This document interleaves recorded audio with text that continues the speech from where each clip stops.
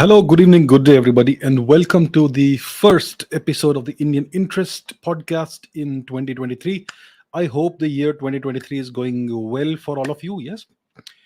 Um, so, as always, before we begin, let's see who all is there on the live chat. I can see Animish, Indi Achilles, KK Verma, Crazy Brain, Tushar, Tatakai, Nishad, Samudradas, Patel, Rudra, Ruchika, Aman, Kaustub, Shalu, Abhay Jadav, Anirudh, Pankaj, Suryakant, Rakshasi Raj, Satej, Rohan, Manmat Tiwari, Shriram, Sagar, Chandrakant, Akshit, Mazar, Typical Gamer, Prince Chauhan, Jongjina, Joseph Stalin, Fatty Just Ate, Trupti Patel, Harita Vanam, Garvit, Samudra, Saddam Hussein is online, Bhavya Deep, Brijesh, Your Daddy, Subhajit, Prince Chauhan, Ishan Parlevar, Rose and Rain, Adarsh Shivam, Nandan, Anuj, Genil, Lokik, Sampriti Goswami, Charvaka, Anuj, Invincible Indian, Debo Jyoti, Sanyam Jain, Sunita Sopra, Meme Studio, Jatin, Bhavik, Vaibhav, Mukta Agarwal, Ishan Verma, Prabhav Agrahari, Tapas Roy, and lots of the people: Lazy Crow, Divya, Abhaya, Hota, India, Country Ball, everybody else. Thank you so much for being on this live stream this fine evening, fine day, wherever you are. I hope you're doing well. So, this is the first episode for this year. And as always, lots of interesting and important things, events are happening worldwide in the sphere, in the domain of geopolitics. There is, for instance, uh, the news that's emerged that India has rejected the American FA-18 fighter plane and opted for the Rafale Marine fighter jet for its aircraft carrier. I'm not sure if the news is 100% confirmed, but it's very likely that India is going to go for that. That's an interesting development, and there's many other things happening as well.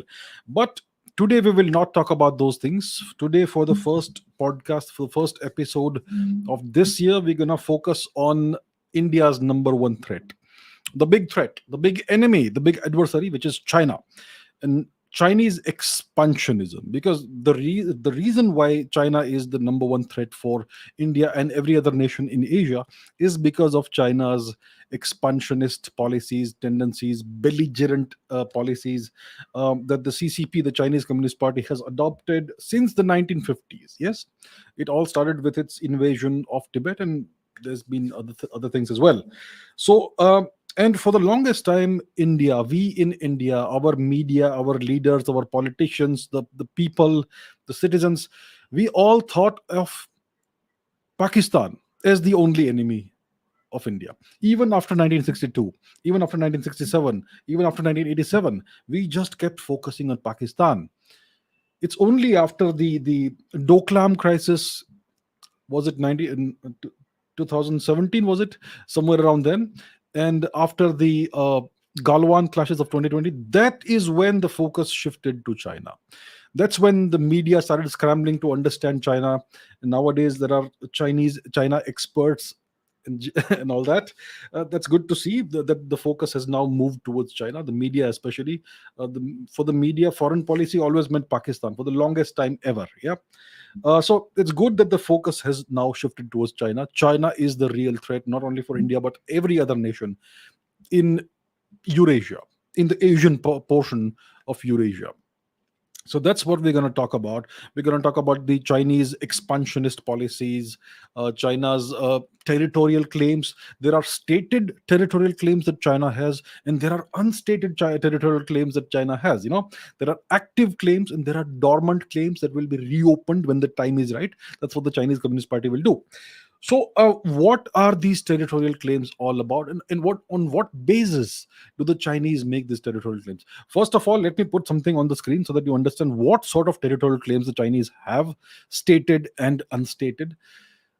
This is a tweet by what looks like a pro-China account or whatever. It says land lost by China after the fall of the Qing dynasty. Right now, please understand that some of the maps I'm going to put on the screen will not represent what our perception and our claims on our territory is. But for the sake of understanding what the Chinese claim and what other perceptions are, I'm going to put certain maps on the screen. Let's not get emotional. Let's be realistic. This is all for for the purpose of explaining what's going on and what the Chinese claim. So if certain maps do not are not consistent with India's stated territorial claims, do not get upset or annoyed or emotional about it. I am just doing this for educational purposes. All right, that's out of the way. Hopefully, I may have to say it multiple times because yeah, that's how it goes with Indians, very emotional people. So this is kind of something that represents China's territorial claims, irredentist claims on territories exterior to its geographical boundaries, right? And this is the kind of map that you typically see circulating on Chinese language websites and on the Chinese internet, which is the Chinese have this great firewall, right? That the people of China are not able to access certain Western websites like Google, like Twitter, and so on. And there are certain portions of the Chinese internet that most people outside China are not aware about because it's all in the Chinese language in Mandarin. And over here in India, nobody knows Mandarin. Nobody is bothered to learn Mandarin, and so on. Most of us, yeah, including me, I don't know, I don't understand Mandarin, and so on. So this is the kind of map that circulates in the Chinese internet. So as you can see, there are expansive, massive territorial claims. They claim what they call outer Manchuria, which is all Russian territory, all the way up to Vladivostok, the port of Vladivostok. They claim the Russian island of Sakhalin. They claim the entirety of Mongolia and north of Mongolia, parts of Siberia. They claim regions that are west of Xinjiang. Obviously, as we know, they claim parts of Jammu and Kashmir. They claim regions of Nepal. They claim Arunachal Pradesh. They claim territories in Myanmar, Vietnam, and essentially all around them. Yeah, even Tajikistan and much more. So these are the kind of territorial claims they have. Now, what is the basis of these territorial claims? The basis of these Chinese territorial claims is just greed, but they try to rationalize it and give it some legitimacy by claiming that these are territories they have lost from the time of the Yuan dynasty or the Qing dynasty. So the Yuan dynasty, in case you don't know, was what the Chinese historians call a conquest dynasty. It was a bunch of foreigners who invaded China successfully, conquered China, and then established a dynasty. Yeah. So the Yuan dynasty was reigned from the 1270s, from the 1360s or 1370s, about a century, slightly short of a century. It was a Mongol dynasty. The first genuine emperor of the Yuan dynasty was Kublai Khan, the grandson of the great conqueror Chinggis Khan, right? And clearly, as we know, the Mongol conquest was incredible. The largest, the Mongols under Chinggis Khan conquered more territory in 20 years than the Roman emperors conquered in more than 200 years. Enormous territory. And now, after the Yuan dynasty was established in China, the Chinese, now today, the Chinese Communist Party tries to claim to territories that the Mongols had conquered during their conquests by saying that the Yuan dynasty was a Chinese dynasty. In truth, the Yuan dynasty was not a Chinese dynasty, it was a Mongol dynasty.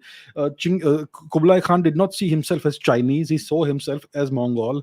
His culture was Tengrism and Buddhism, yes, and he did not see himself as Chinese. He was very much Mongol, and so the later, and especially the previous kings or emperors of the Yuan dynasty. So this is a conquest dynasty, but the Chinese very conveniently use the conquests of the Mongol Empire to stake territorial claims. And then you had the Qing dynasty, the Qing dynasty, or whatever we call it, Qing, Qing dynasty, from the 1630s until the early 20th century. Yeah, it was once again, this was not a Chinese dynasty, this was a Manchu dynasty. It originated in Manchuria in the far east of China, north of Korean peninsula. Yeah. So this dynasty was a long lasting dynasty. It had certain it did have certain territories, and certain territories the Chinese claim were vassals of the King dynasty, whatever it is. Yeah, so they stake claims on territories based on that. Essentially, it's all about greed. It's all about territorial ambitions. It's all about expansionism. So they try to rationalize and justify these claims on the basis of these fabricated, they pull out ancient maps which they may have created recently. Yeah. uh, the other problem is that the nomenclature that the Europeans have given to various parts of Asia is kind of pro-Chinese. For instance, what has always been known as the Champa Sea, Champa Samudra, is now called the South China Sea. So the Chinese are now sticking, laying claim to that territory as well, and so on. So there are all these claims that we are going to discuss today. So this is one this what you see on the screen is one example of Chinese expansionism, of what they perceive to be territories they have lost. Here is another one which is even more expansive. Yes, once again, this is a Chinese language map. I don't know from what date it is, but as you can see, they are claiming Malaysia, they're claiming the entirety of Southeast Asia, they're claiming much of Myanmar, Burma as well, and so on. Parts of India, parts of the temporary nation of Pakistan. They are claiming much of Afghanistan and Tajikistan and God knows what. Yeah. And the truth is that much of China is occupied territory. Manchuria has never been Chinese. It is the Manchus are a separate culture, non-Chinese, non-Han culture. They have already occupied the southern part of the historical region of Mongolia, which has never been Chinese. The people who live there aren't Chinese. Obviously, now they've been settling Han people there. So southern Mongolia itself is occupied territory. We obviously have Tibet, which has never been Chinese. In the past, in the 8th century, I believe the Tibetan kings had conquered China and captured the capital of China. Yeah, of that time. And of course, we have the East Turkestan region, which is where, well, it was once called Uttarakuru. It is now called, well, they call it Xinjiang. It's where the Turkic origin people, the Uyghurs, live. Yeah. So all these are occupied territories. The real Han homeland is in the east of China. Even what is uh, designated as China here, much of it is not China, because again, the Yunnan region is a Thai region. The people who live there aren't Han Chinese, they are the Thai people, who are very closely related to the people of Assam, the Ahom people, and the people of Thailand, the Thai or Thai people, right? So that's how it is. So much of this territory is all conquered and occupied territory, and the appetite for conquest and expansionism doesn't end with that. They want more, and they will keep on seeking more until somebody stops them. That's the deal with the Chinese Communist Party, right? So let's take a look at let's take examine these territorial claims one by one, so that we get an understanding of what the Chinese mindset is like, because it's important for us Indians to understand that the Chinese uh, territorial claims on Indian territory are not a one off. We have to understand the pattern, the overall pattern that the Chinese exhibit. They have territorial claims everywhere with almost every neighbor of theirs, even where the territorial disputes are so called settled. Even there, the salami slicing tactics continue, and they have kept certain claims dormant for now, and they will reopen them in the future. So let's begin with Russia. Yes, let us begin with the Sino-Soviet border conflict, and let's put that on the map. Let's go to the Sino-Soviet border conflict. So this is something that dates back to the 1960s. This is a Wikipedia article. Statutory warning: Wikipedia is not necessarily a reliable source of information, especially when it comes to Indian history. I am using this for convenience, but do not ever trust what Wikipedia says and rely on it 100%. All right. So the Sino-Soviet border conflict, it dates back to the 1960s. It happened after the Sino-Soviet ideological and political shift, after the death of Joseph Stalin. Yes, uh, and so on. So there was this clash in eastern China, eastern Russia. Let's bring that out on the map. So let's zoom in and let's go to the present day boundary of Russia and China along the Ussuri River. There is a river that essentially delineates the current Russia China boundary. It's called the Ussuri River, and it is here on Zhenbao Island. Where is this island? Let's see where it is. There is this island called here it is. The Zhenbao Island. Let's take a look at what it looks like. So it is over here that the major clashes happened in 1969. In on this island and in the surrounding region, right? This was a series of clashes between China and the USSR. I'm zooming out so that you understand the context where it is. It is essentially in line with the northern part of the Japanese island of Hokkaido, right? So let's see what this was like. So this is these clashes happened. These were very massive clashes, very intense clashes. Several hundred soldiers most likely died total. How many died where? I mean, the Chinese claim that the Russians, more Soviets died. The Soviets claim that more Chinese soldiers died. So both sides had differing claims, but it's clear that these were very serious clashes. Several hundred soldiers died. There were artillery clashes and much more. If you want to see some images of these clashes, you can see this kind of reminds you of the kind of brawls that Indian and Chinese troops have along the India Tibet border these days. Yes, kind of reminds you of that. As you can see, very serious guys here. There you go. The same sort of thing that you see today on the along the India Tibet border. This is an artistic depiction of what happened and so on. So these were very serious clashes. It reminds you of this sort of thing, which is happening right now on the India Tibet border between Indian and Chinese troops. So that's the kind of thing that happened in the 1960s. As a consequence of the Ussuri River clashes, the USSR had actually decided to nuke China. They had decided to nuke China. It was only because of US intervention that China was saved. The Americans stepped in and threatened the USSR with nuclear retaliation if the USSR went ahead and nuked China. And this eventually led to the US Chinese detente in the 1970s and the opening up of the Chinese economy. That's a whole different story. So it all started with the Ussuri River clashes. Uh, so then in 1991 the Chinese and the Soviets, they signed a border agreement. They set up a mechanism for resolving the border issue, and much of it was done in 1991. And it was in 2008 that the border survey was completed and the demarcation was done between Russia and China. As you can see, Mr. Lavrov, who is the current foreign minister, was even then the foreign minister of Russia. Russia, as we know, is the successor of the USSR. So in 2008, the border demarcation was completed, and the border dispute was kind of resolved officially. And yet, the Russians and the Chinese don't trust each other. This is an article from an American publication. It's about whether Russia and China could go to war, and this is from 2018. It says that in June 2018, Russia armed a 4th Brigade in the far east of Russia with the deadly Iskander M short range ballistic missile system. Yeah. So there are now twice as many brigades equipped with these nuclear capable missiles on the Chinese border than in any other Russian military district. The Iskander M has a range of about 500 kilometers, which puts China squarely in its sights. So this Russian ballistic missile does not target Beijing, but it certainly targets China. Yeah. And south of the border, China has reportedly moved the Dongfeng 41 and ICBM intercontinental ballistic missile capable of carrying multiple warheads to its northernmost province, which is Manchuria, right?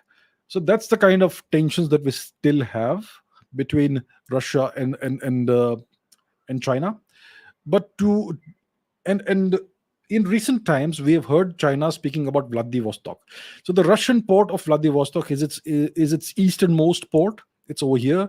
It is very close to North Korea. It's very close to the Korean peninsula. This port here, it is a port that kind of freezes for 2-3 months in the winter, but it's where the Russian Pacific fleet is stationed close to Vladivostok. It's a very important port. The Chinese claim this territory of Russia, and in recent times, the Chinese language publications have once again raised the specter of claiming Vladivostok and what they call Outer Manchuria by referring to Vladivostok by its so-called Chinese name and all that. So as you can see, this territorial dispute, which is de facto resolved, is from the Chinese perspective a dormant territorial dispute. When times change, when in a different time in the future, when the situation is more advantageous for China, they will certainly reopen this dispute. They even claim the Sakhalin Island, this island which is in the middle of the screen right now. This is a Russian island. The Chinese claim that the people of Sakhalin used to pay tribute to the Qing dynasty at some point in the past. They said that they were vassals of the Qing dynasty, and that's why. From that perspective, this island should belong to China. They have all these wonderful justifications and rationalizations of their ridiculous territorial claims. Uh, so that's about Russia. And of course, when it comes to the USSR encompassed much of what is now Central Asia: Tajikistan, Kyrgyzstan, Turkmenistan, Uzbekistan, Kazakhstan, Azerbaijan, and so on. So there are, if you zoom in here, uh, at the Tajikistan China border, you will see that Google is displaying the border with a dashed line, which indicates that Google supports the Chinese perception that this border is disputed. You will find something very interesting if you look at Google Maps. Google always supports Chinese territorial claims, or Chinese perceptions of where the boundaries are disputed. Google will always do that. Of course, in India, when Google is displayed, Google Maps is shown in India, it will show the correct map of India, mostly, but with other nations it shows these dashed lines. So Tajikistan was a part of the USSR, and the Chinese had a border dispute there. Yes, so even today, this border, the Chinese claim, is disputed. Uh, so China and Tajikistan signed a border agreement in 2011. Yeah, and as part of this border agreement between China and Tajikistan, the nation of Tajikistan turned over about 1,000 square kilometers of territory of the Pamir Mountains region to China. The Tajiks were forced. I mean, they as part of the negotiations and negotiated agreement, the Tajiks gave away about 1,000 square kilometers of territory to China. As you can see here, this is from 2011 again. Tajikistan cedes land to China in the Pamir Mountains region. It is a region that encompasses Tajikistan, Xinjiang, present-day China, and Afghanistan. So this is the Chinese claim this is a century-old border dispute. Yeah, and yet, even today, if you look at the map, it is shown with a dashed line, the border between Tajikistan and China, which means the Chinese claim more territory of Tajikistan. Even though this agreement was signed and Tajikistan gave away territory to China, the Chinese still want more territory. They are not satisfied, and Google supports this claim for whatever reason. Google is banned in China. Yeah, Google is blocked in China, and yet Google always supports China's perceptions of its territorial claims and all that. As you see here, does Beijing claim Pamir? What do Chinese media write about Tajiks in Tajikistan? This again, as you can see, is a lake in the Pamir region. It has a striking resemblance to India's Pangong Lake. Yes, in Ladakh. Uh, so this is an article from, where is it, 2020, which means that the Chinese clearly still regard that border issue as an unresolved and open border issue. Um, yeah, it's a Russian language article, but as you can see, if you read this article, you will see that the Chinese still regard this border issue as an open border issue, and they would like to acquire more land from Tajikistan. Yeah, which is very strange, because the Han people have never lived in this region, not within 2,000 kilometers of this region, and yet China keeps claiming territories that belong to other nations and other cultures. Uh, so here it is again: Tajikistan, another victim of Chinese belligerence in Central Asia. And this is the deal. So you may not know this. Most of you may not know this. I think last week I spoke about the fact that India has a couple of air bases in Tajikistan, uh, north of Afghanistan, in the west of Tajikistan. Yes.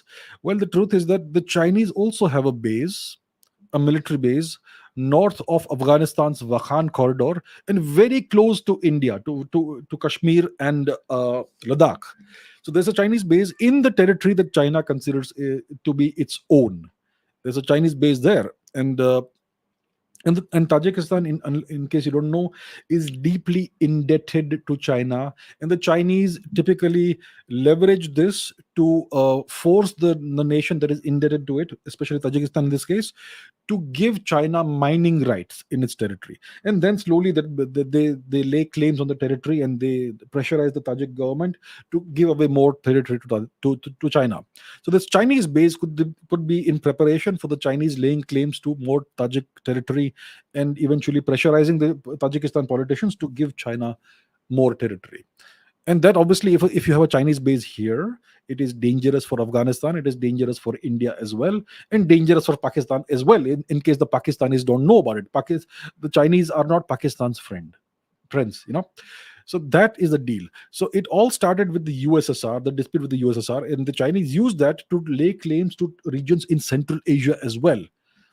So that is the situation right now. This border dispute between China and Tajikistan is still open, despite the 2011 agreement, in which Tajikistan handed over 1,000 square kilometers roughly of territory to the Chinese. The Chinese are not satisfied. They are never, ever, ever, ever satisfied, no matter what you do to appease them. Please understand this, my dear Indian viewers.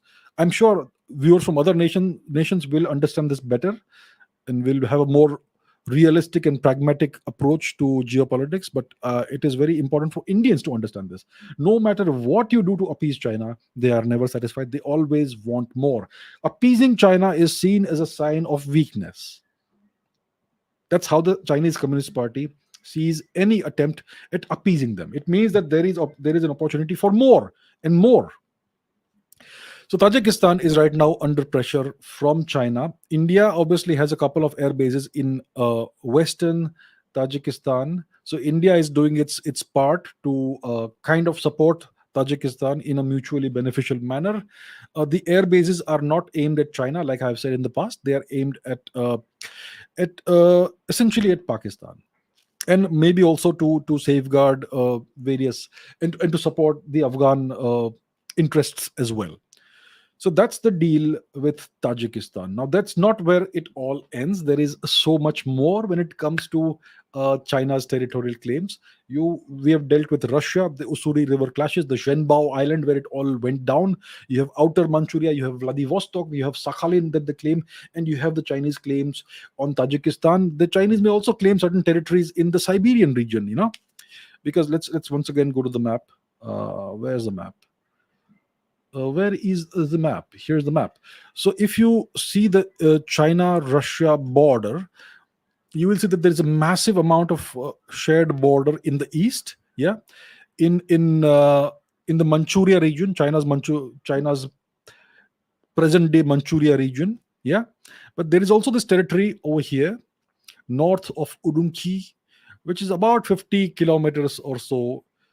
I don't know. It's maybe 10 kilometers, maybe 40 kilometers. It's not a very long boundary, but it is another boundary that China and Russia have.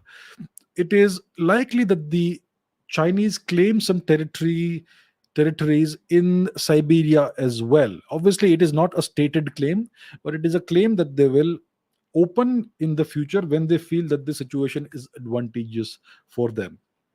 So when it comes to Russia, the Chinese have multiple stated and unstated claims on Russian territory. Right now, the claims are dormant. Right now, they are essentially unstated, more or less. But in Chinese language media, there are, references to these claims from time to time. So that's the deal with when it comes to Russia and China. Chinese claims on Russian territory. Now let's talk about Japan. So let's once again go to the map. Here's the map. All right. So when it comes to Japan, let's take a look at Taiwan. We will come to Taiwan, sure. But if you look at Taiwan, you will understand the Chinese claims on Japan. So Japan is this nation here. It's an archipelago. It's a number of islands. You have the northernmost island of Hokkaido. You have the Kuril Islands, which are currently occupied by the Russians, and you have the Japanese eastern territories, the southern territories. For instance, you have Okinawa here in the south, which is the last great island in the south. And then you have these islands here. The easternmost Japanese island is Yonaguni, which is maybe, I would say, about 100 kilometers from Taiwan itself. It's the easternmost territory of Japan. Now, if you go north of Yonaguni, if you go north of this region, you can see these little islands over here. Yeah, and this is what Google calls Senkaku Islands, Diao Yu Dao Islands, or Diao Yu Tai Islands. So these are also Japanese islands. Let's put the satellite imagery in place. It's a bunch of islands which belong to Japan, and the Chinese claim these islands. The Chinese have their own name for these islands. They call them the Diao Yu Islands, or whatever it is written over here. And right now, there is this territorial dispute, this tussle going on. So the Chinese routinely send their ships to sail through these waters. They send their fishing vessels in these waters. They send their naval vessels, navy vessels in these waters. They have overflights by Chinese Air Force planes over these Japanese islands, and it's ratcheting up the tensions. The Japanese also are now sending their navy and air force in the region. So this is a place. It's essentially bunch of rocks. Essentially, it is. But this has become a flashpoint, a territorial dispute between Japan and China. So that is an issue that the Chinese have with Japan. Uh, as apart from that, the Chinese don't claim currently any other Japanese territory. It's all about the Senkaku Diaoyu Islands. It's about pressurizing the Japanese. So that is a dispute that the Chinese have with Japan. Now let's talk about Mongolia. So as we know, the great Mongol conqueror, the great Shri Chinggis Khan, conquered China not once but twice. And the complete conquest of China was completed by Chinggis Khan's son, the second Khan of the Mongols, the second Khagan of the Mongols, Ogodei Khan. And Chinggis Khan's grandson, Kublai Khan, was the first emperor of the Yuan dynasty of China. He was Mongol. It was not a Chinese dynasty. It was a Mongol dynasty, a conquest dynasty. And now the Chinese use the conquests of the Mongol Empire to stake claims to territory. So we know that Mongolia, present-day Mongolia, was part of the Mongol Empire. Yes. So the Chinese now claim the entirety of Mongolia as their territory. They have already, like I showed, let's go back to this image here.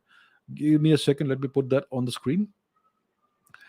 So as you can see, southern Mongolia, which is the southern half of the traditional territory of Mongolia, is already under Chinese occupation. It has never belonged to the Chinese people. It is a land that traditionally has always belonged to the Mongol people and the Mongol nation. That this is southern Mongolia is already under Chinese occupation, and the Chinese actually claim the entirety of Mongolia. And they justify this by claiming that it was part of the territory of the Yuan dynasty or something like that. Yeah. So the Chinese claim the entire nation of Mongolia, and they have never given up their claim on this. It is something currently, the reason why Mongolia is currently free right now is because it is a nice buffer territory between China and Russia. The Chinese and the Russians both do not want to have an even longer shared border because both nations are extremely distrustful of each other. The Chinese fear the Russian military might and the nuclear arsenal that the Russians have, which the Chinese can't even dream to match. And the Russians also they fear, they are wary of the Chinese expansionist tendencies and the incredible economic might that the Chinese have amassed in the past 3-4 decades since the late 1980s, and the corresponding military strength that the Chinese have acquired. So both nations are extremely wary of each other. They do not trust each other, and that's why it is really good to have a big buffer state in between, which is essentially today a harmless state. Mongolia is not a great military power, economic power, or any such thing. Yeah, it's mostly empty, huge territory that is mostly empty, very few. The population of Mongolia is very small, so it serves an important purpose as a buffer state between Russia and China. That is the only reason why Mongolia is free today. If the Chinese decide to invade Mongolia today, there's nothing the Mongols can do about it. Or if the Russians decide to invade Mongolia today, there's nothing the Mongols can do about it. So Mongolia is currently in this precarious position. Yeah. So that's the deal. So the Chinese claim Mongolia. The Russians have never actually claimed Mongolia. They did, they did employ Mongolia as a satellite state or a vassal state during the days of the USSR. Yes, Mongolia was a socialist nation in those days. They essentially ended the imperial dynasty of the Khans, and they had their own communist party and all that. That's a whole different history. Uh, so Mongolia is in a precarious position. The Russians don't claim Mongolia, but the Chinese have a claim on Mongolia. It is not a justifiable claim, but it is there anyway. Might is right in geopolitics. Might is always right. So that is the deal. Mongolia is part of China's territorial claims. As you can see, the Chinese want everything. They want the whole world. They claim every nation. Let's talk about Korea. Let's go back to the map and take a look at Korea. So Korea again in the past. So as you can see, the Korean peninsula used, in case you don't know, it used to be a unified peninsula under various Korean dynasties and kingdoms. Yes. uh, Today the Korean peninsula is divided into two regions, North Korea and South Korea. This all goes back to the 1950s, the days of the Korean War. At that time there was no Sino-Soviet split, ideological and political split. Joseph Stalin was still in power in the USSR, uh, and Mao Zedong was in power in China, and the Americans and the Chinese went to war in the Korean peninsula, and the Chinese were able to drive the Americans back up to this. I don't know what they call, which parallel they call it. There's this line, the ceasefire, or the dividing line between. There's been no ceasefire, obviously. The Korean War is technically still on. Ceasefire has never been signed. So the Americans were pushed back by the Chinese. It was essentially a war between the Americans and the Chinese. The North Korean forces were Chinese proxy forces. Yeah. So now we have this dividing line. So Korea is divided, and the Chinese have from time to time made statements that essentially claim that Korea also belongs to China. Uh, you can Google it. I haven't Googled it, but you can find references to that. The Chinese from time to time make statements that essentially say that the Chinese claim either partly or fully the Korean peninsula, because apparently it was a vassal state of various imperial dynasties of China at various points in time. So essentially, right now, North Korea is a Chinese puppet. It's a Chinese vassal. It is under de facto Chinese control. And South Korea, as we know, is under permanent US military occupation. So the Korean peninsula is divided between China and the US. Yeah. So the Chinese have territorial claims here as well, and they would like to see the Americans evicted from South Korea whenever it happens in the future. It's a long term game. Yeah. Maybe in the next 50 years, maybe in the next 20 years, who knows when, but that's how it is. So there are Chinese claims on the Korean peninsula as well. Now, obviously, we have Taiwan, and we have discussed Taiwan many times. Uh, the Chinese obviously regard Taiwan as a renegade province. After the end of the Chinese Civil War, in which the communists under Mao Zedong prevailed, the uh, the the uh, the losing forces of Chiang Kai-shek were forced to move to this island of Taiwan, where they set up their own government. They call it the Republic of China (ROC), and they have essentially the same territorial claims as the Chinese Communist Party.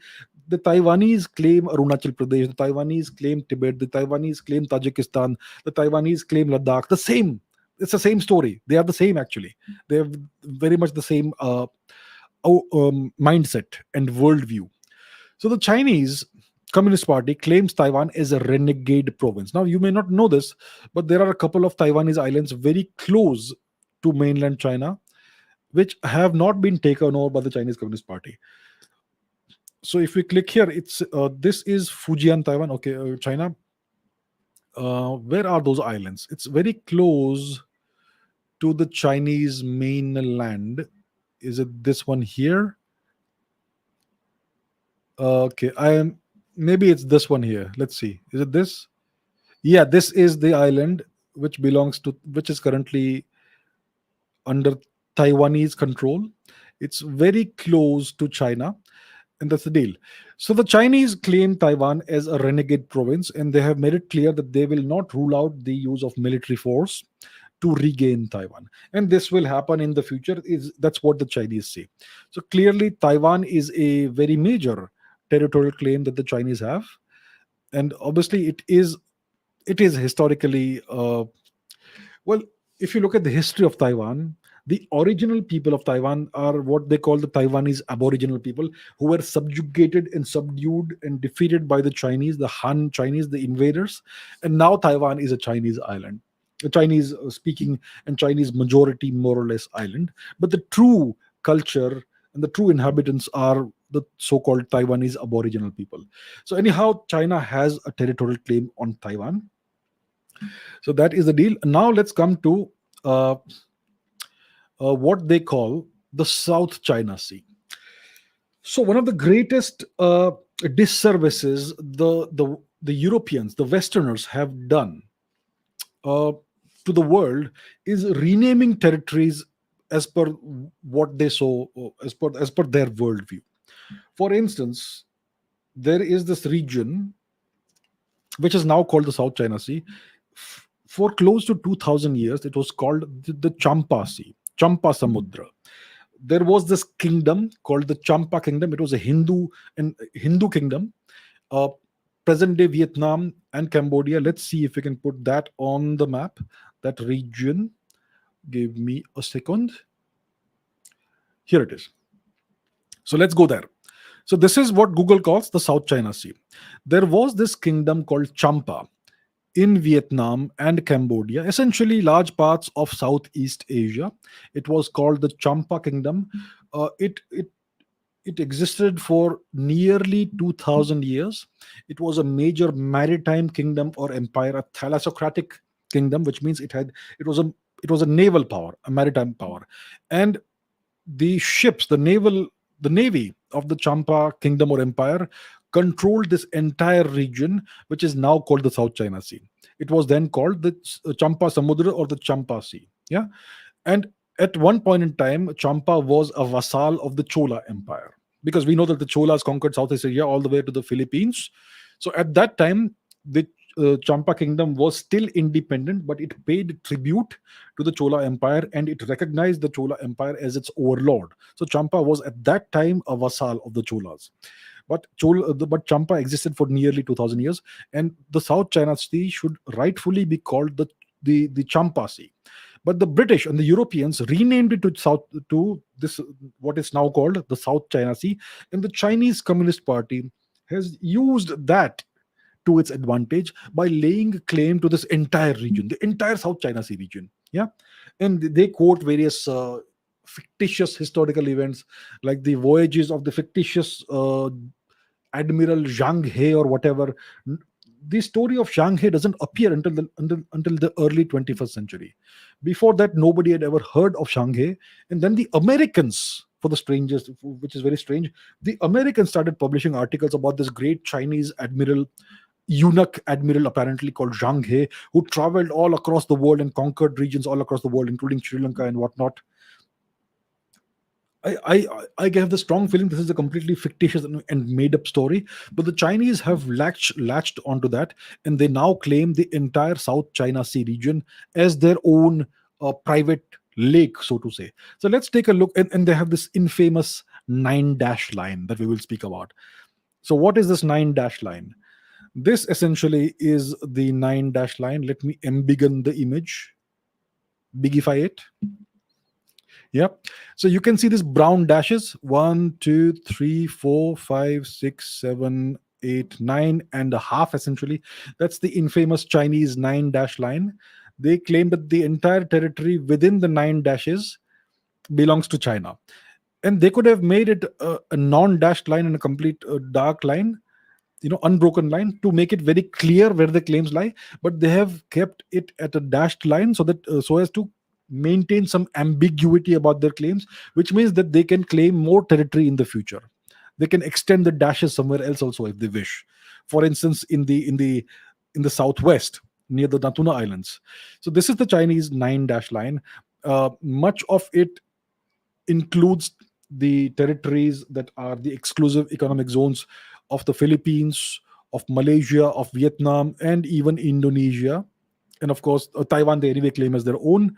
There is Mischief Reef, there are the Paracel Islands, the Scarborough Shoal, the Spratly Islands, um, and so on.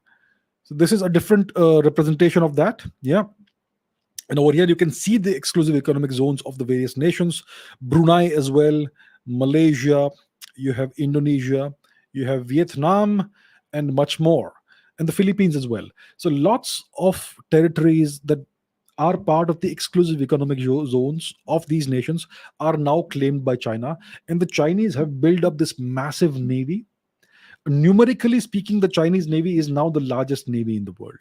The Chinese have more naval vessels than the Americans do. Yeah, of course, when it comes to qualitative, uh, to looking at the quality of the navy, the Americans still have the upper hand, but the Chinese are doing their best to catch up numerically and eventually qualitatively as well with the Americans.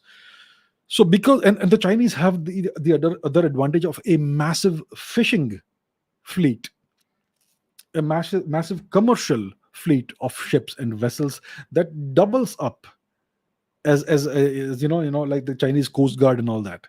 So it doubles. It is like they use their non-naval, non-military shipping vessels as well to expand and to make good their territorial claims in this region.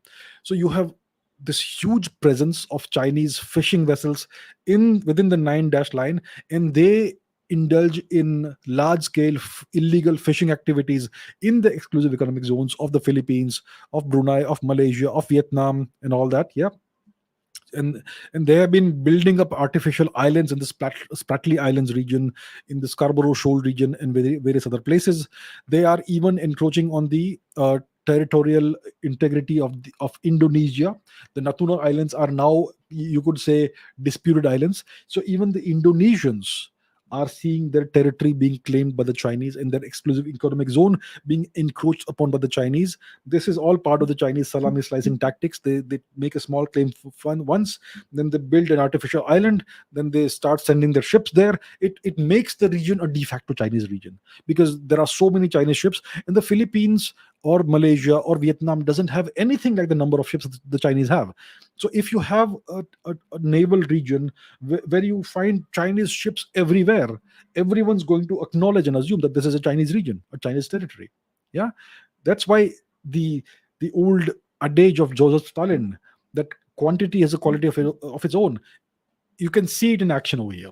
The more ships you can deploy in a region, the more it becomes your own region, yeah, your territory. So you need numbers. You also need quality, but you also need numbers. Quantity has a quality of its own. The Chinese are using that to their advantage. The number of ships they have. So this entire territory is now essentially being taken over by the Chinese, and there's nothing much the other nations can do about it. They have nowhere like the kind of military strength, naval strength the Chinese have. For instance, India, ONGC, Oil and Natural Gas Corporation of India, had an agreement, or maybe it still has an agreement with the Vietnamese government to do oil and gas exploration in the ocean, in the territorial exclusive economic zone of Vietnam. So the ONGC, there were a couple of ONGC vessels, I believe, that had gone to this region. I think it was in 2017, 2018, 2019, somewhere around there. Yeah. And I believe there was an Indian destroyer, naval destroyer, that was accompanying these assets. And there was an encounter with Chinese naval vessels, and they radioed the Indian ship saying that you are straying into Chinese territory, get out, and all that sort of thing. Obviously, the Indian ships did not get out, but you can see the kind of tactics the Chinese resort to: bullying tactics, pressure tactics, trying to cow you down, trying to bully you with military strength and display of military force, all that. So they are trying to prevent Vietnam from developing and exploiting the resources within its own exclusive economic zone, which I would say is a crime. Yeah, when it comes to international law. But might is right, like we always say. So this is the deal with the Chinese claims. This is a different representation of that. You can see this. Yeah, the Chinese claim. I mean, this region is so far away from China, but they are using fictitious historical claims, historical data, or whatever it is, made up historical facts to claim this entire region, which is so far away from the Chinese territory, from the actual Chinese mainland. So this is the deal. Now you will find that they are pressurizing the Indonesians as well. This is an article from 2021. Underwater gliders found in Indonesian waters. Uh, and these are believed to be of Chinese origin. So these are from time to time discovered in Indonesian waters.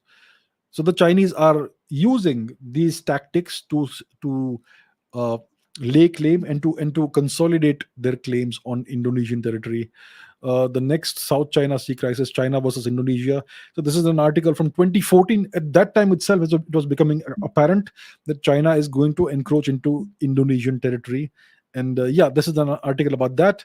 This is an article from 2015. Indonesia sinks first Chinese vessel in Indonesian waters that was engaging in illegal fishing. So the Indonesians have taken strong steps, but it doesn't really deter the Chinese. The Chinese have a high tolerance for risk. Yeah, and of course there is this. Let me put this also on the screen. This is kind of humorous, but not very much. So the Chinese will eventually recalibrate their 9 dash line and they will claim the moon as well. Yeah, this may look like a joke, but trust me, it's not really a joke. The Chinese are already making moves on the moon. They have these. The Chinese have been sending landers to the moon. Recently, they had this mission that brought back samples of the moon soil, the regolith and moon rocks. I believe it's come back to China or whatever. So they are step by step systematically making a move on the moon as well. And that's why India needs to be India needs to be cognizant of that. India cannot afford to be left behind when it comes to the moon race. The future obviously is in space exploration. That's the next frontier for humanity. India cannot be afford to be left behind. So the Chinese are very clear about what they want, and eventually they will stake claims to lunar territory as well. So this may look like a joke, but it's not really a joke. This has to be taken very seriously. So that is all about the the so-called South China Sea, which is actually the Champa Sea, the Champa Samudra, and the so-called Chinese 9 dash line in this region. Yeah, that is about the South China Sea. Now let's go somewhere closer to home. Yeah, let's talk about Afghanistan, shall we? So, when it comes to Afghanistan, the Chinese once again have territorial aspirations in this region. So, let me show you the map. Let's first take a look at the map of the region. So, as we know, Afghanistan is our neighboring state, neighboring nation right now. We temporarily have the issue of Pakistan occupied Jammu and Kashmir and Baltistan, but it's a temporary issue. Pakistan itself is a temporary issue for us. So, according to the map, the correct map of India, India and Afghanistan have this narrow shared boundary, and there is this long strip of land which connects Afghanistan to Pakistan and to India, and which separates India from Tajikistan. This strip of land is called the Wakhan Corridor. Okay, it's called the Wakhan Corridor.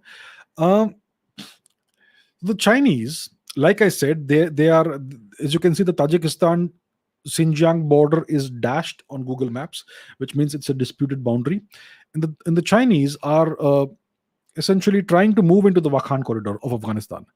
As you can see, this is the Wakhan Corridor, the shaded region. Yeah. And once again, let me remind you, this is an American publication, so they are showing the Gilgit-Baltistan region as part of Pakistan. That is completely incorrect. I am showing you this for educational purposes.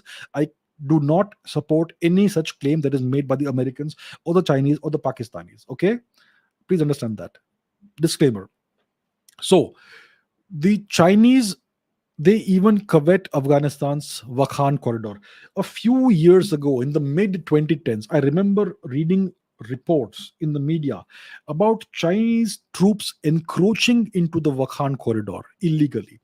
That is during the time of the Karzai, Hamid Kar. Was it Karzai, or who was the next guy? These Afghan presidents, they come and go. Ghani, it was during the time when Ashraf Ghani was the US puppet president of Afghanistan. So there were reports of Chinese troops encroaching into the Wakhan corridor region, and there were long distance photographs taken of Chinese vehicles in the Wakhan region. So the Chinese regard Wakhan, they covet the Wakhan corridor region, and they would like to essentially stake claim to this. So they have already been encroaching into this region. As we know, just north of Wakhan, the Chinese have uh, they have a military base in Tajikistan, in the Pamir region, which the Chinese already, as we know, they they they covet that area as well.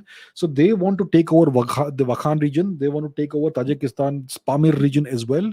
They are not satisfied with the 2011 agreement between China and Tajikistan. They want more, and they want parts of Afghanistan as well. And of course, they have taken over parts of they've taken over parts of Kashmir as well. So that's the deal. So even Afghanistan is under threat from China. Yeah. Then we obviously have Pakistan. So let's take a look at this. Right. This gives us a different view of the thing. So once again, let me be clear. I support India's territorial integrity. I do not agree with any claim of Pakistan or Afghanistan or the United States or any other nation and their views and the terminology they use for India's territories, like the so-called Azad Kashmir or whatever. I am just using this map for illustrative purposes. I do not support any of this nomenclature or any of these claims on Indian territory. Right? And India will regain all these territories and more in the coming future. Please be assured of that. So, as we know, Aksai Chin has been taken over by the Chinese. The Wakhan region, the Chinese want it. North of Wakhan, you have Tajikistan. The Chinese want that as well. You have Gilgit Baltistan, parts of it which is currently under temporary Pakistani occupation. You have the western region of Jammu and Kashmir, which is POK. The Pakistanis occupy it. Then this red line in the north over here, that is the historical region of Kashmir. That's how far it extended. Some of it has been taken over by China. Some of it, the Trans-Karakoram Pact, has been handed over by the Pakistanis to China to complicate matters further. Yeah. So this was this Sino-Pakistan agreement. It was a 1963 agreement signed between the Pakistani government and Mao Zedong's government. Yeah. At the time, I believe, let's see the document. Here's the document. It was under Zulfikar Ali Bhutto. He was the Minister of External Affairs of Pakistan at the time. And Mr. Chen Yi was the Minister of External Affairs of China at the time. And this essentially is the agreement that they signed. Yeah. And according to this agreement, the Pakistanis handed over the Trans-Karakoram Tract to the Chinese. That's what the Pakistanis did to complicate matters further and get China involved in this region even further. In 1962, the Chinese had already taken over. In the 1950s, they had taken over Aksai Chin. Yeah. And the great Mr. Nehru was not aware of it. When he was made aware of it, he dilly-dallied and did nothing about it. Yeah. And as a reason, today Aksai Chin is temporarily under Chinese control. Temporarily, as we know. Yeah. But here's the deal. The Chinese even want more Pakistani territory. Pakistan on brink of ceding more territory to China as Beijing gains momentum on the China-Pakistan economic corridor. This is from 2022, January, about a year ago. Once again, I do not agree with these maps. It is only for illustrative purposes that I'm showing it. Yeah. I don't agree with any of the nomenclature on these maps. I don't agree with any of the claims on this map. I'm just showing it to you because this is how the world is. Yeah. So the Chinese are claiming they would like to take over some more further territories in Kashmir. Yeah. And obviously, we already have Chinese occupied Kashmir. So even a territory that is currently under the occupation of Pakistan, yeah, the Chinese would like to take over that as well. It would be it would be great for them if they can consolidate their hold on, let's say, parts of POK or parts of Gilgit Baltistan. We have already seen reports that there are Chinese troops in this region. So clearly, the Chinese, they covet more territory in the Kashmir region and in Pakistan itself. Yeah. Um, So that is about Pakistan. We spoke about East Turkestan, which is the Uyghur region. It used to be called Uttarakuru. Then the Turks conquered the region. They massacred the Indians who lived there. They destroyed all traces of Hinduism and Buddhism, and they killed off the men, but spared the women for we understand what purposes. And the Uyghurs are the descendants of those people. They look like half like Indians and half like Turks. That's what the Uyghurs look like. Yep. So that is East Turkestan, and that's what China has taken over. Where's that map? Let me put that map on the screen. East Turkestan. Where is it? Give me a second. Here it is. So the light blue region, which has Urumqi and Kashgar. The old name, the correct name of Kashgar was Kashinagar. That's what it was called in the past, before the Chinese took over. Even after the Turkic takeover of the region, Kashgar was called Kashinagar, but now it's called Kashgar. Um, so East Turkestan was taken over by the Chinese about a century and a half ago, maybe a century ago. Yeah, it's a long history. Now, apart from that, let's talk about, and as we can see, Tibet also is part of that. Tibet has been taken over. The Chinese invaded Tibet in 1950. It is very important for us to understand that also. Until the 1950s, until 1950, Tibet was independent. Yeah, and Tibet essentially was an Indian protectorate. It was India's responsibility to take care of Tibet. But Mr. Nehru, he did not protect Tibet, let alone protecting Tibet. He actually helped the Chinese to in their attempt to invade Tibet. He supplied the invading Chinese soldiers large quantities of rice, without which they would have starved. So it is thanks to Mr. Nehru that the Chinese were able to invade and conquer Tibet. Once that happened, they started laying claims on Indian territory. It's all thanks to the great, magnificent Prime Minister of India, Mr. Nehru. Yes, and that gave rise to other things as well. So now let's talk about the Chinese five fingers policy, or whatever they call it. Let's put that on the screen. So this is something that Mao Zedong used to speak about. The five fingers of Tibet. So the five fingers of Tibet, according to Mao Zedong, were Ladakh, Nepal, Sikkim, Bhutan, and Arunachal. Ladakh obviously is an integral part of India. Sikkim obviously is an integral part of India.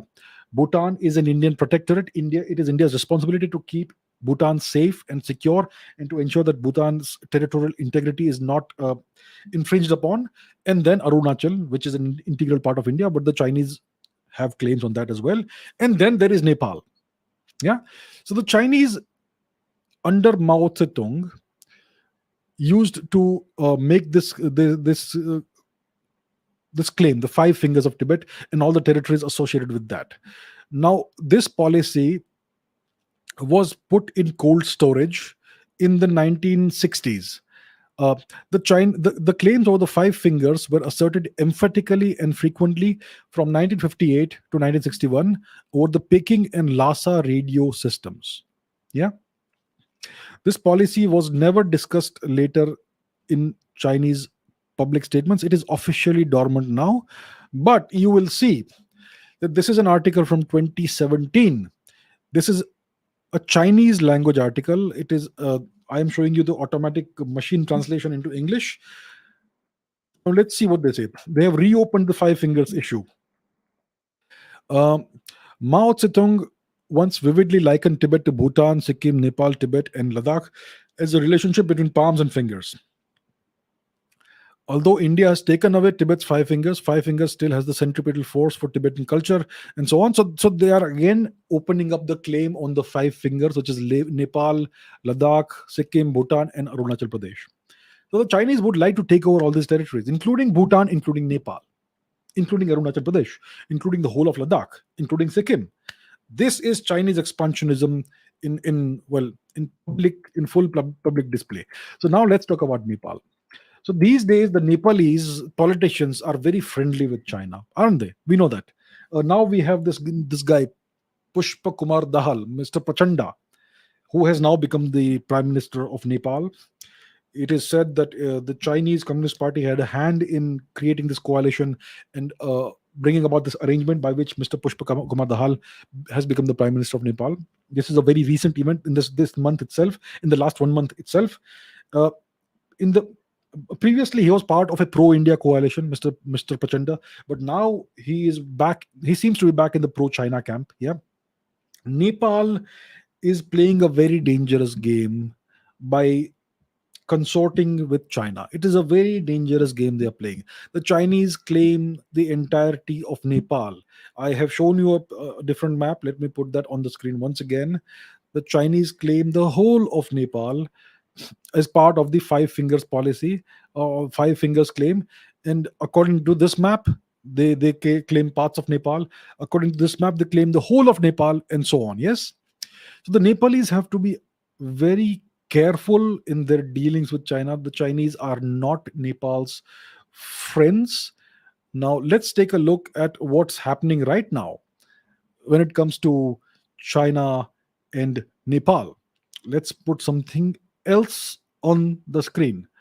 This is an article from November 2022, just a couple of months ago. Just a couple of months ago. China encroaches on 36 hectares of land along Nepal's northern border. China's salami slicing strategy on Nepal's northern border has resulted in the encroachment of 36 hectares of Nepal's land at 10 places. It's not in one place, it's in 10 different places. There may be more. Yes? So the Nepalese need to be very clear. The Chinese are not their friends. The only friend Nepal has, the only trustworthy friend that Nepal has, is India. I always say there are no friendships in geopolitics, but Nepal is not a separate country. I mean, it is a separate nation state, but it's part of India's civilization. It's been part of India's civilization for 10,000 plus years. Yeah, the Nepalis are the same people as us. They're the same culture as us. They have always been an integral part of the Indian subcontinent and various Indian kingdoms, empires, dynasties. There are blood relations, inseparable, unbreakable blood relations between India and Nepal. So India and Nepal can actually be considered to be friends. The Chinese they don't wish the people of Nepal well. Nepal is just a tool, a temporary tool to be used from the Chinese perspective.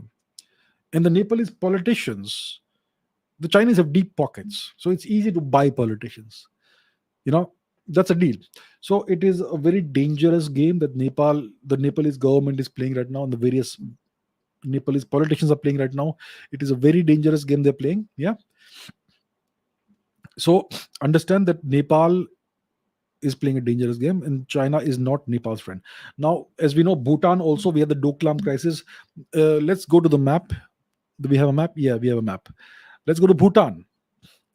So once again, if we look at the map of Bhutan, Google supports various Chinese claims on Bhutanese territory. If you click here, it will say Ha Bhutan, but it will show the map, the boundary of this region with dashed lines, which means that it kind of says that, suppose the Chinese perception that this is disputed territory. And the Chinese have been laying claims to various other parts of Bhutanese territory. There are reports that the Chinese have encroached once again here and there, salami slicing tactics, a couple of hectares here, 2-3 hectares here, maybe larger portions elsewhere. They are indulging in the same salami slicing tactics that they are indulging in with respect to Nepal, in what they're trying in various parts of the India-Tibet border as well. So Bhutan is under Chinese threat. And the good thing is that the Bhutanese government is under no illusions. It's not misled and delusional like the Nepalese government. The Bhutanese are very clear that the Chinese are an existential threat for Bhutan. Just see what happened to Tibet. The same can happen to Bhutan. So Bhutan is under threat from the Chinese. The Chinese have territorial claims on Bhutan as well. Let's talk about Myanmar. The Chinese claim that the Arunachal Pradesh Tibet border is undefined because it is the McMahon line which the British created, and they say that we don't recognize anything the British have done. So this border, which was delineated by the British, is something we will not recognize. But what's funny is that the same McMahon line also divides it also divides Myanmar and China, and over there the Chinese are perfectly happy to recognize that part of the McMahon line, whatever it's called. Yeah. So this is an example of real-time hypocrisy by the Chinese. On the Indian side, they will not recognize the line. On the Burmese side, they will recognize the line. Yeah. And So Burma and China, Myanmar and China also have territorial tensions and disputes.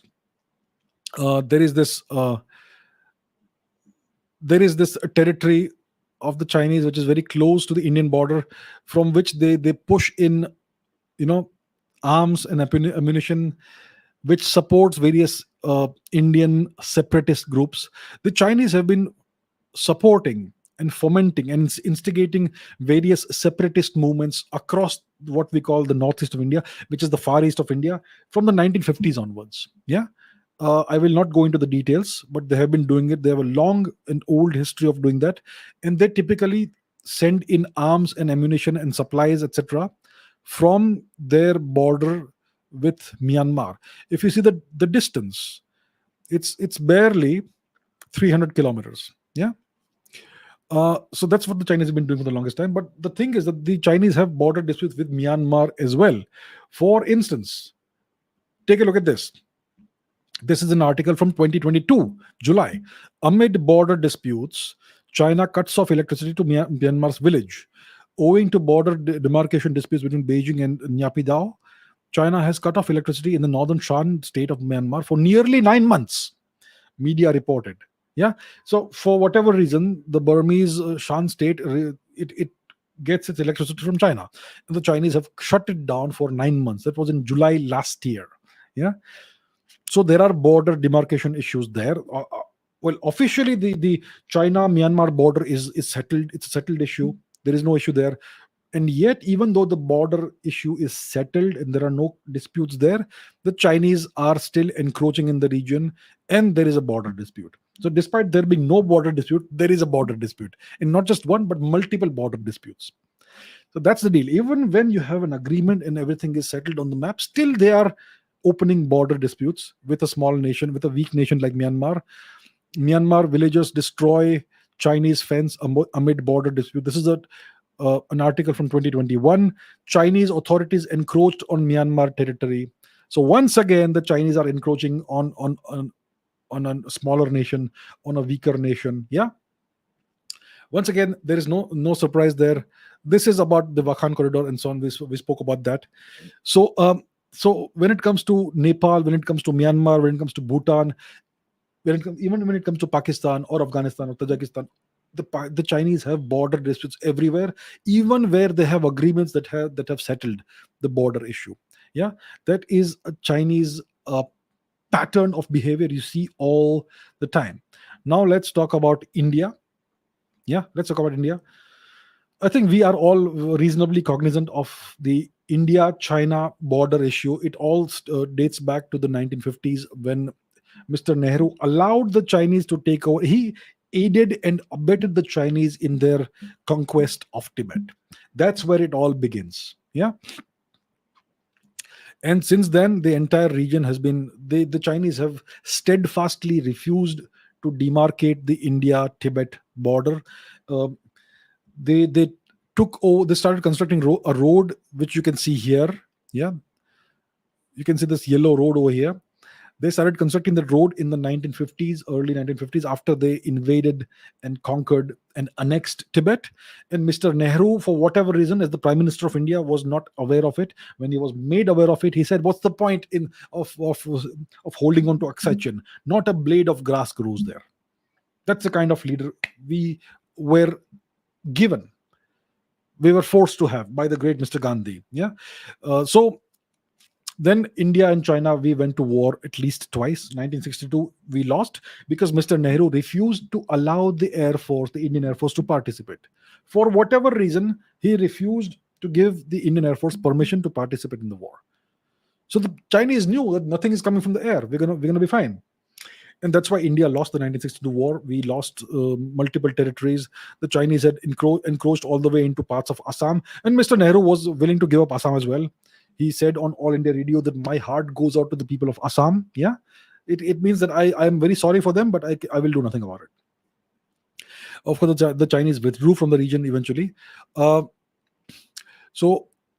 the Chinese won in 1962. There was a second war in 1967 that the Indians won and the Chinese were defeated. Your teachers will not teach you this. Your history textbooks will not tell you this. The media will not speak about this. India defeated China in the 1967 war. Yeah. So that's the deal. And then in 1987, there was a fresh round of trouble in the Arunachal Pradesh region. The Chinese tried to encroach into Indian territory, and the Indians defeated China there as well in 1987. But once again, you will not know about this because no one is willing to speak about this. Whenever India is does something that is good and that is advantageous to India, the media keeps quiet. Your historians and your teachers will keep quiet about that. So India defeated China in 1967 and in 1987, the Sumdorong-chu clashes. Uh, so that's the thing. So the Chinese have steadfastly refused to demarcate the India-Tibet border. The China-Nepal border is more or less demarcated, and yet they are encroaching on Nepalese territory. Yeah. But they claim the entire region of Arunachal Pradesh. They claim more parts of Jammu and Kashmir. They claim parts of Himachal Pradesh, Uttarakhand, whatnot. They claim the whole of Sikkim. They want Bhutan as well. Yeah. The deal is that we can never trust China. And the only way to resolve this issue once and for all is a long-term thing. It is by liberating Tibet. That is the only way India is going to have a peaceful northern border. That will only happen when Tibet is free of Chinese occupation.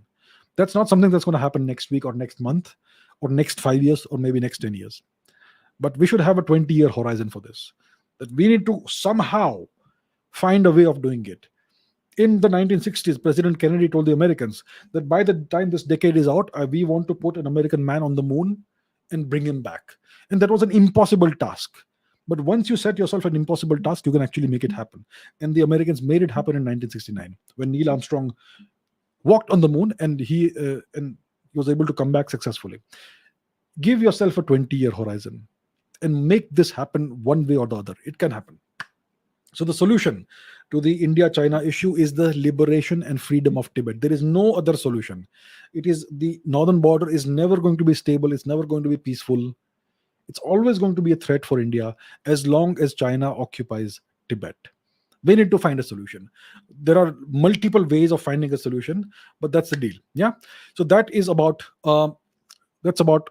the India-China issue. Now let's talk about Chinese expansionism. We have talked about the territorial disputes, but what about other kinds of expansionism?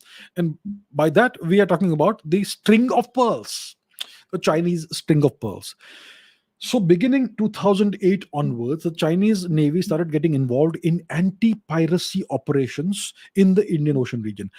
Off the coast of Somalia, there were these pirates who would, indulge in piracy, and it caused a lot of problems. Yeah, they would take entire vessels captive. They would take hostages and ask for ransom, and it was a huge problem because there is this choke point here, the Bab al Mandeb Strait between the Gulf of Aden and the Red Sea, and the Somali pirates were very active in this region, the Horn of Africa region.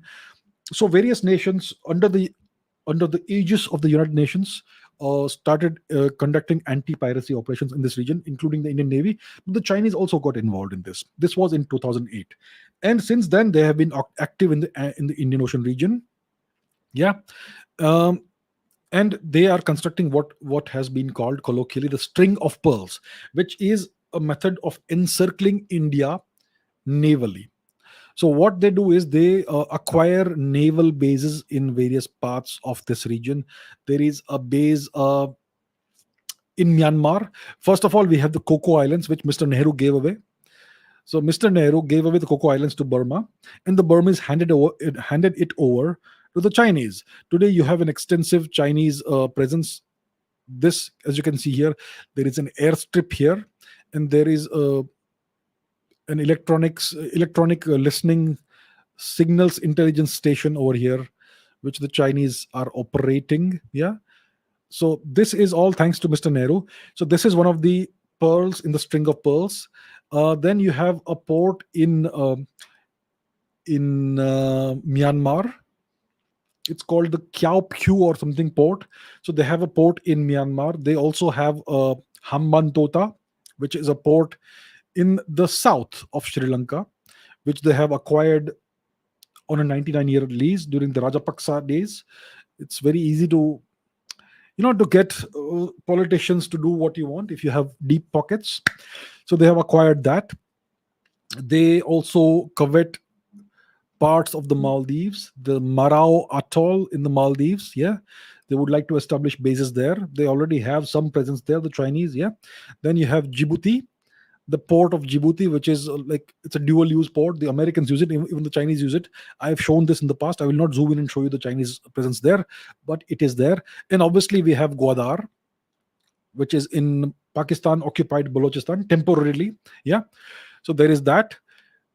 So that they are essentially encircling India, and they would like to safeguard the various choke points. One is the Strait of Hormuz, from which much of China's oil comes in. They would like to safeguard the other choke point of the Bab al Mandeb Strait between the Gulf of Aden and the Red Sea. They would like to safeguard the Malacca Strait. Yeah, because these are major choke points that can damage China's economy very badly if India or another nation decides to blockade them, and the Chinese can't stop the blockade. So they are trying to, you know, take measures and take actions that will in the future prevent help them prevent any such blockade. One of the things they have been discussing is the possibility of creating a Gulf, a Panama Canal kind of canal in the Kra Isthmus of Thailand. So as you can see, this region, this very narrow strip of land, which belongs to Thailand, it's somewhere here. They would like to build a canal over here, which could help them bypass the Malacca Strait. But that canal itself could become a choke point, So they are in a dilemma when it comes to the Malacca Strait in this region. Even if they construct a canal in the Kra Isthmus, that canal would still be a second choke point. Obviously, it would give them another option apart from the Malacca Strait, but that's what it is. But they are essentially trying to encircle India.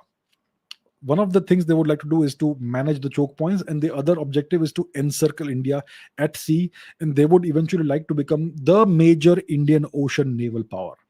India always makes the statement that the Indian Ocean is our strategic backyard. Well, words and slogans don't change reality. You have to take action on the ground. India needs to invest in a more massive navy. We need more naval assets. We need more submarines. We need more surface vessels, like what the Chinese have done in the South China Sea. There are hundreds of Chinese vessels visible at any given point in time in the South China Sea. There is constant patrolling. When you have constant visible patrolling, it means that region is yours. What is India doing about that in the Indian Ocean region?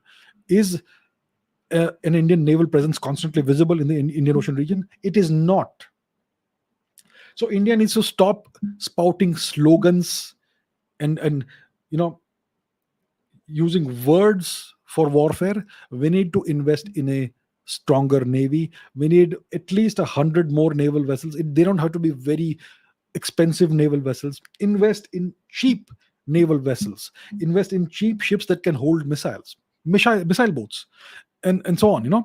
So there needs to be a constant and visible Indian naval presence in the Bay of Bengal, in the Sea of Saurashtra, in the Maldives region, and everywhere else. Whatever region is of India's strategic importance, India needs to be visibly present in this region through naval assets.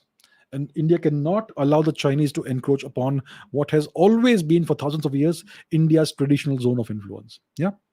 So that's a deal. So that is the string of pearls strategy that the Chinese are employing.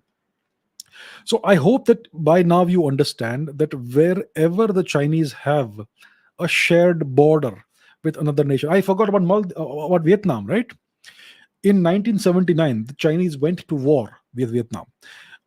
The Vietnamese, what they had done is they had liberated Cambodia from the Khmer Rouge. The Khmer Rouge were communists, were a communist regime supported by China, which conducted a horrific genocide in Cambodia.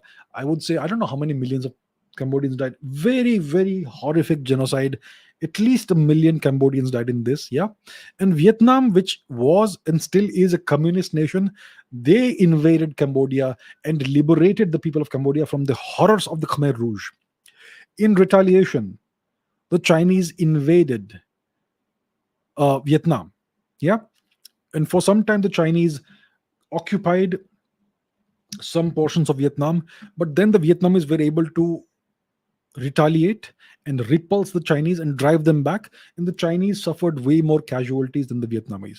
So the Vietnamese won this war against the Chinese Communist Party and the Red Army.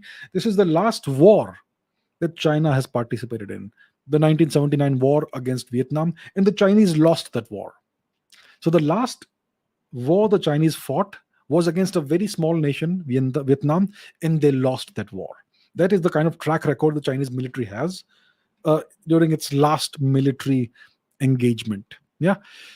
So right now, the border between China and Vietnam is kind of settled. But as we know, the Chinese keep intruding and encroaching upon Vietnamese the Vietnamese exclusive economic zone in the Champa Sea, and they claim the Paracel Islands and various other territories that Vietnam also claims. So that is there also. So you will see this pattern everywhere. The Chinese have territorial disputes everywhere with every single neighbor of theirs. Even where they have signed a border agreement, a boundary agreement, even there they keep on encroaching on the territory, one small slice at a time. The salami slicing tactic, which is, so many, I get this question all the time: can India and China form an alliance against the United States or whatever? The answer is, you can never trust the Chinese. You can never ever trust the Chinese Communist Party. They have this never ending greed. They have this never ending expansionist agenda. They are trying to expand and encroach upon the territories of all their neighbors. Yeah. And one of the biggest disputes is the one with India. So when it comes to India, we can never ever trust the Chinese. We can only trust them to be greedy and duplicitous and untrustworthy. That's the only thing we can trust them with. India and China can never have any kind of alliance. India can never trust China. And the only way to resolve the India China border dispute, yeah, is by liberating Tibet from Chinese occupation. And this is not something that's going to happen anytime soon, but it has to happen. It may sound like an impossible task, like the moon landing that President Kennedy spoke about I think in 1962 or 1963, but they made it happen. When the Romans were facing these incredible setbacks against Carthage, you know, here is Carthage. Carthage was a major power at the time, and the Carthaginian general Hannibal Barca actually even invaded Italy, and he inflicted a catastrophic defeat in a battle which wiped out the flower of the Roman army. The Romans said that Carthage must be destroyed. Carthago delenda est. We need to destroy Carthage once and for all. And eventually they were able to regroup, build a new army, and eventually they destroyed Carthage so thoroughly that it is still in ruins. Yeah. They even sowed salt into the soil of Carthage so that nothing can ever grow there again. That's how thoroughly they destroyed their mortal enemy. Now, I am not saying we need to destroy China or any such thing. Yeah, I have nothing against the people of China, but the Chinese Communist Party is a threat to all its neighbors. Asia will never be at peace as long as the Chinese Communist Party is in power. The first step for India to be at peace at the northern border is to find a way of liberating Tibet from Chinese occupation. That is the long term plan that India must have. Maybe the next 20 years, 30 at most. I would say 30 is too long. Next 20 years, maybe by 2040 or so, we need to find a way of liberating Tibet. Only then will India be at peace. Yeah. So that's the deal. That is the deal with China. You can never trust China. They have the same strategy, the same policy, the same pattern of behavior with all their neighbors. It's not only something that's reserved with India. It's not somehow India's fault that this is the situation. Yeah, and the solution doesn't lie with India changing its behavior. The solution lies in making China change its behavior. And the Chinese only understand one language, the language of strength, of force. Yeah, they only respect strength. They only speak the language of force and strength. So if you want to negotiate with them, you have to negotiate with them from a position of strength. Yeah. And the only thing is, we need to liberate Tibet. Only then will India ever be peaceful, will have a peaceful northern border. And that's going to be a big project in its own. Yeah. So for that to happen, India has to rise. If India wants to liberate Tibet from Chinese occupation, India has to transform itself. In If you look at the present day India of today, 2023, India is not strong enough. India is not capable of liberating Tibet today. So India has to become a different kind of power, something it is not today. It has to become at least twice or thrice as powerful as it is today. So, like I say, we need to focus on the economy and focus on our military strength. We are investing in extremely sophisticated missile systems. We are slowly beginning to invest in a more powerful navy. It is not going as fast as I would like to see it, but at least it's happening. We need more submarines. We need a massively more powerful and visible navy. We need to augment our air force strength manifold. And this can only happen with a massively stronger and larger economy. So the solution is for India to rise, India to reclaim its historical position as the world's preeminent economy. The first step is $5 trillion economy. Second step is 10. Once you are at $10 trillion, then you are a different kind of beast. So that is what needs to happen. China cannot ever be trusted. BRICS In BRICS, you have India and China and Russia. The only way for BRICS to function in some viable way is for India and Russia to cooperate in counterbalancing China. Even then, I don't see BRICS being a very viable organization, even if it expands significantly and like 10, 15 more nations come into it. And yet, as long as there are these tensions between India and China, BRICS is gonna not function the way it ideally would function. So the only way to make China behave is to make them fear you. So India needs to become a much larger economic and military power. And for that, we need about a decade of peace. We need to find a way of maintaining peace and not being involved in any major conflict for the next 10 years or so. If we can do that, we'll be in a good position. So that is what I wanted to speak about today: Chinese expansionism. And I hope I have thrown a reasonable amount of light on their pattern of behavior, the historical pattern of behavior. They simply can't be trusted, right? And as we know, lots of other interesting things have been happening this week in geopolitics, but I will not cover any of that today. Today is the first uh, episode of 2023, so I thought I should focus today, this one entire episode, on India's major threat, on the major adversary, not only of India but of for every other nation in the Asia Pacific region, in Asia itself, right? So uh so that's it for today. And I'll speak about other things next week. And we have two more live streams coming up this week. Tomorrow we have a podcast with Professor Gautam Desiraju about his new book, Bharat India 2.0.